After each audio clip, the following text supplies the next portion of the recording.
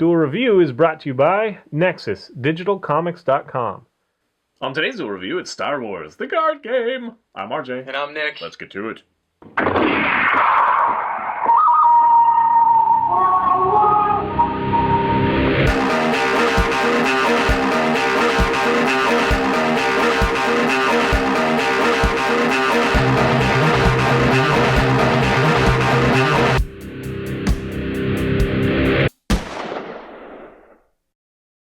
Hey guys, welcome to Wednesday the 2nd of January. We are doing Star Wars, the card game. That's right. It's the latest in the bandwagon of living card games. Star Wars, the card game. I was actually really looking forward to this because I did go online and watch the tutorial, which is great, by the way. Don't even bother reading the instructions. Just go straight to the website. In fact, I think it had It did. It had its own little piece of paper that said, if you want to, go to our website, and they pretty much know that it's better than the manual. Yeah. The manual's not bad. It actually has index and all that stuff. But anyway, so living card game. Again, it's one of those games that has a huge friggin' box for, 3 decks of cards worth of cards, basically. Yeah, pretty There's much. 2 decks, but they're like 100-something in each one. Anyway, so here's the deal. With Star Wars the card game, you play as either the light side or the dark side of the Force. And there are several different decks within the starter package. I'm sure there will be expansions. But for now, there are basically, and it reminds me of Netrunner in a lot of ways. Just like you have identities in Netrunner, you pretty much have identities here, although this card really has nothing to do. I don't even know why they have this card, honestly. It gives you the sequence of steps that you can take, during your turn, but other than that, all it does is give you the starting reserve, which I don't think is any different on any of these. I think it's all 6, right? Yeah, I think they're all 6 at this point.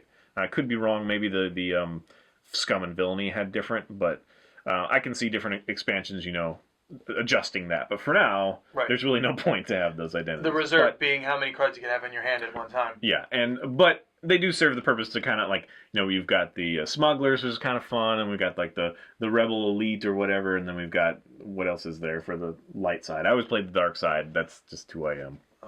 Who's on the light side? There's the smugglers and spies, there's the rebels, and then there's the Jedi. Oh, Jedi, okay. Because, their symbols look so similar. The Jedi and they're exactly the same. Yeah, I suppose really. so, yeah. And then the dark side has the Sith and the Empire, and this is the Sith Empire, and then the Scum and Villainy, which is an awesome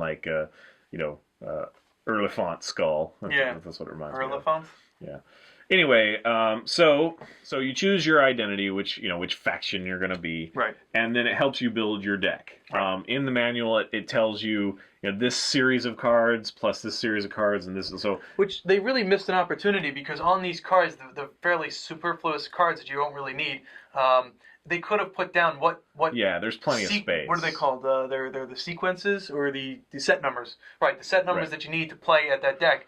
In here, and what we mean by the set number is each card on the bottom has 2 numbers, or which they'll never see, but it says, this one says 15, 3 of 6, which means that this is set 15, and this is the 3rd of 6 of the cards. Right, and so each faction combines different sets in order to make your deck, or at least in the rule book. You can make your own deck. There's 10 different sets or 13 different sets, something like that. 11 something like that. Yeah, there's 2 that are the same, and then everyone else is different. So you really just have to pick a number of sets. For example, for the Jedi, it's I believe 1, 2, 3, 4, 5, 6. And what is it, 12 or 13? Yeah, skips. Yeah, so you have to take all of those 6 cards. You have the 6 cards per set, and all of those sets, and that formulates your deck, which then you get shuffled together, with the exception of the objective cards, which gets put on the side. And it's pretty cool because it's fairly balanced no matter what you pick. Because in those sets, you have an objective, you have maybe a twist of fate, you have a couple of units, and then you have some equipment or something. I mean, it's fairly well balanced from piece to piece, so you can piece whatever ones you want together, any set, and you'll have a fairly balanced deck. Right. So that's cool. I like that. What it also means is that instead of playing with this, you're playing with this. So you're only playing with part of the cards, not all of them. Even less than that. It's like a third of the cards, or whatever. So yes, there's a lot of variety as well. One thing that I'll say right off the bat is, like Netrunner, playing as a corporation and playing as the runner is very different, and it's kind of the same way here with the light and the dark. Yeah, mildly different. Yes. It's enough that it threw you off, because I think that's why you don't spoiler, don't like the game as much as I do, and you don't like Netrunner as well, is because I think that you want a balanced gameplay, and when you're the corporation, it's all about defense. When you're the dark side, it's all about defense. So yes, I will try to destroy some of his locations or whatever that give him, recover his units or give him extra spending points, and we'll get over that in a second. But by and large, I'm just trying to hold you off until this Death Star reaches 12. And basically what happens is every time it's my turn or the dark side's turn, it's going to go up 1 or 2, depending on which side of the Force it's balanced to. Right, and this is the Force side. This tells you what the. We're not even gonna. I'm gonna say right now, we're not even gonna bother trying to go too in depth on how to play because the tutorial does it so well. Yes. So if you're interested in how to play, just watch that. It's got cool sound effects, and they did a really great job, with all the cards, and you got Star Wars beeps in there and stuff. It's really awesome. It's just fun to watch. And I like the narrator's voice. Yeah, he sounds a little bit like Obi-Wan. Yeah, he does a really good job in the original Star Wars. So anyway, we're not going to go too over that, but basically the dark side, you're just trying to hold off the Jedis long enough so they don't destroy 3 of your locations, and you advance the Death Star to 12 because then it obliterates them and you win. Right. So what we do here is we review it. So is it worth getting? I would say yes. This was actually a pretty fun game, even though I lost and I was very upset about it. It is fun, You must have slept on it because you definitely didn't like it for a while. Well, no, I get mad because I lose and I feel like I don't have the cards that I need to win. Yeah, because what happened is he lost twice or whatever, and then we switched decks. No, I lost. I played the Jedi and I lost once, and then I was like, I didn't feel like I had, and he had all the sneaky cards, the cards that said, well, everything that you just did, you can't do that now. I disagree. They both have very sneaky cards. So anyway, we changed factions and I still won. Yeah. But each time was fairly close. Yeah, I guess so. Really I almost beat him that first time, especially because, he just had a card that said, no, I'm going to destroy this one character of yours, which changes the light side to the dark, which means that he won by default. I mean, we can talk about the essence of the game. Basically, the essence of the game is you're putting out units, especially, and these units have different attack values that they have. If you have the little laser gun, that means you can do damage to a unit. If you have the little burst, that means you can do damage to a location, or what is it called? Objective. So much like Netrunner, you're trying to advance your objectives kind of thing. I mean, you're trying to protect them and let them be in play, and then the other character's trying to destroy them and gain them in their victory pile, which only really matters for the Jedi, because if they have 3 in their victory pile, they win. Yeah. The dark side is just trying to keep them, like I say, off until the Death Star reaches 12. But so you're laying out your units, and then you're deciding which ones are going to attack this time, which one you're going to reserve for next time for defense, because it's going to go back and forth, and you're not going to have an opportunity to defend if you've tapped all your characters. And the way that they're tapped is they're called, that's focused. Yes. And you have these little focus tokens, and you place a focus token. If you use it, focused my unit on this specific tax. There are other cards of the enemy that they can actually add another focus point to your thing. With the locations, you have a number here in the corner that tells you how many resources you can get out of this, and so you're going to place a focus token for each one. Like this one has 3, so I can use a 3 if I want to, but I can only remove 1 focus token per turn. So what I'm going to do is try to spread it out evenly, because I'm going to have 3 of these. I'm going to spread it out as evenly as possible, and in fact this one has 1 as well.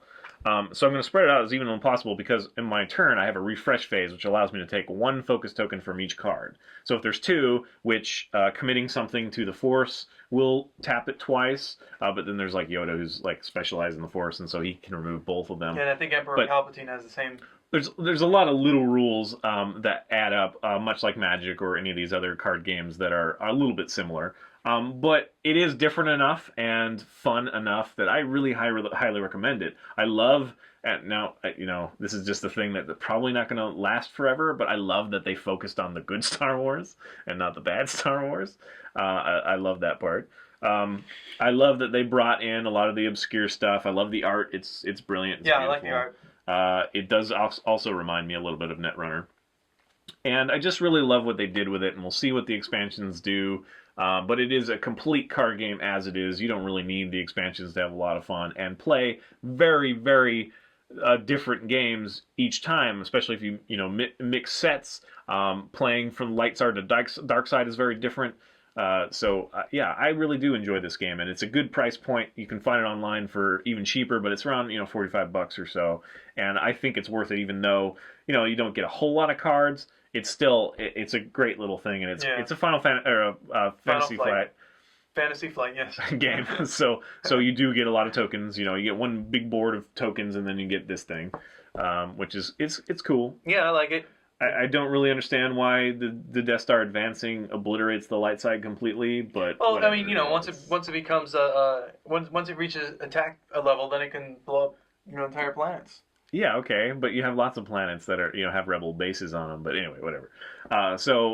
But it is a lot of fun, and like I said, each match was very close. Even though one of us felt like he was getting obliterated, it was very close. It's just again, I really do think it's because you want to defend and attack. Yeah, I guess I don't... Because Netrunner, you're just going, if you're the runner, you got to get there fast because you got to score those agenda points before they put a bunch of ice in the way. Right. And here, it's you got to obliterate my thing before... Yeah, 12. So... Yeah, but I guess what I also don't really like is when it's my attack phase, when it's my combat phase, it's not me doing anything. It's us deciding who goes first. It's like I don't even have the initiative. There's potential that I can never attack first. Is essentially what happens because, no, I'm sorry. What happens is you have like this initiative, right? What is it called? You mean the force battle? Yeah, the force battle. Well, the force battle only allows you to use the white icons or not. So it's an edge battle is what it is. Edge battle. So we do an edge battle before we battle each time, and whoever gets the edge, so we're pledging cards. That's another thing that I really like about this game that's different from others, is that you're taking cards from your hand, and some of them might be really valid. You really might want to hold on to them, but they have these force points. So if you pledge them in the edge battle, they're worth those force points. And whoever has the most force points after both sides have passed pledging their cards, then you flip them over and they get the edge. So that means that if I only have one more point that I have to destroy your guy, and all I have is a card that, like this one, which only allows me to use these if I win the edge, then I'm going to pledge all I can, because if I win the game, or whatever, I destroy that location. So I think that's really smart, because there is some bluff involved. Just like Netrunner, when you're advancing agendas that aren't agendas, it's like, those are advertisements, haha, I fooled you, kind of thing. It's the same sort of thing. It's like, ooh, I'm really going to go all out, but really what I'm doing is getting rid of my crap cards, and then I'll put that one card that makes us discard everything, and it's just, it has a lot of strategy in that. So I really like that. In fact, I like that more than initiative goes back and forth, because it always allows you a chance to have a better standing in this battle. And I love that. Well, again, I did like the game. I mean, I did have to sleep on it to like it, but I do like it. I do like the idea of it. I like the dynamics that they put into it. It is fairly, inventive.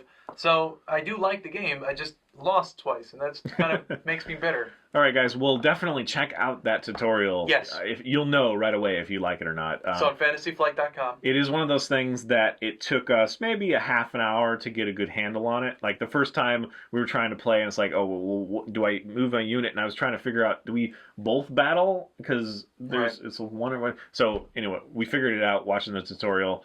Made it easy breezy beautiful, and it was a Comfort Girl. It's a great game. You said it, not me. Easy breezy beautiful, huh? Yep, great game. All right, guys, please subscribe to our YouTube channel and tell us what you think. Watch our great playlists, and Game Lab's been a lot of fun. Yes, it has, and please leave comments. We love comments, and you can help support us by buying our wares at spiderwolf.com. That's right. T-shirts, card game, art prints, short stories, and more. See you guys later. I think that was you. Yeah. Good Yes. job. I was like, yes. Wait, did I get it? I don't You know. got one for me just in case.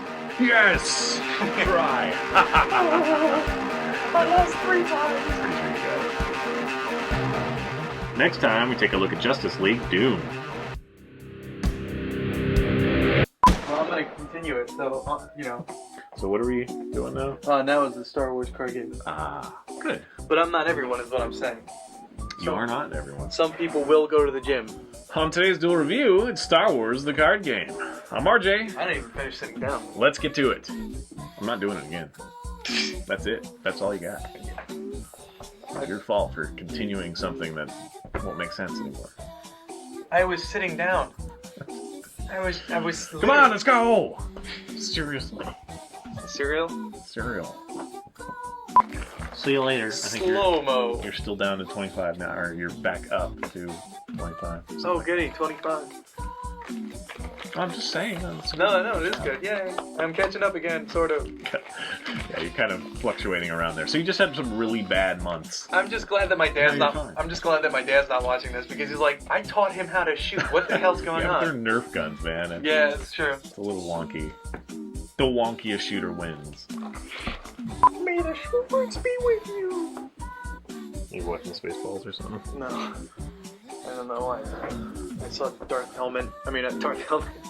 Vader and I thought of Dark Helmet. More of a fan of that than Star Wars, huh?